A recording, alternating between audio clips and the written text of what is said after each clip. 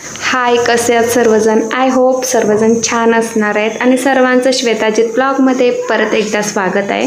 तर आज इथे दिसते तुम्हाला, तर इथे बांगडा फ्राय. तर मी माहेरी गेली होती कोकणात, त्यामुळे तिथे चाललेलं जेवणाची तयारी. माझं माहेरच कोकण असल्यामुळे मला फिश तर खूप आवडतात, कारण का लहानपणापासून आम्ही फिशच खायचो जास्तीत जास्त. जसं आता इथे सांगली इस्लामपूरला आल्यानंतर इकडे कसं गोऱ्या पाण्यातली मच्छी असते, तर ती वशाट थोडी लागते, त्यामुळे एवढी आवडीनं आणत नाही मी, कधीतरी आणली तर क्वचित. तर इकडे गेल्यानंतर जी सुट्टीला 4 दिवस किंवा 8 दिवस असतात, तेव्हा नुसतं फक्त मासे वगैरे खात असते, कारण का परत मग वर्षातून एकदा जाणार, खायला भेटत नाही, त्यामुळे जात असते मी. आणि नक्की या तुम्ही पण खायला सर्वांनी बांगडा फ्राय. तर ही आईची रेसिपी आहे, मला तर तिच्यासारखं जमतच नाही, म्हणजे ती जसं बनवते ना अगदी साध्या सिंपल म्हणजे पद्धतीने बनवते ती, पण खरंच टेस्ट ही एकदम वेगळीच असते आईच्या हातची.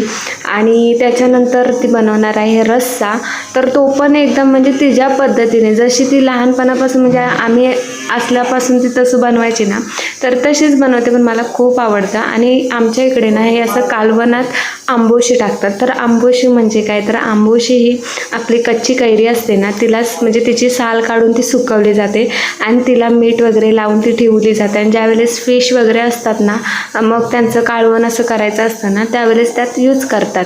तर तुम्हाला माहीत नव्हती असं मला वाटलं, म्हणून मी तुम्हाला सांगितली माहिती. तर एक नंबर लागते बरं का आईच्या हातचं जेवण खरंच.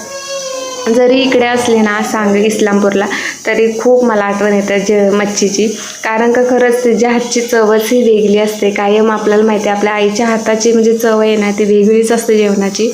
तर या सर्वांनी आणि फायनली आता तिचं बनवून पण झालेलं आहे.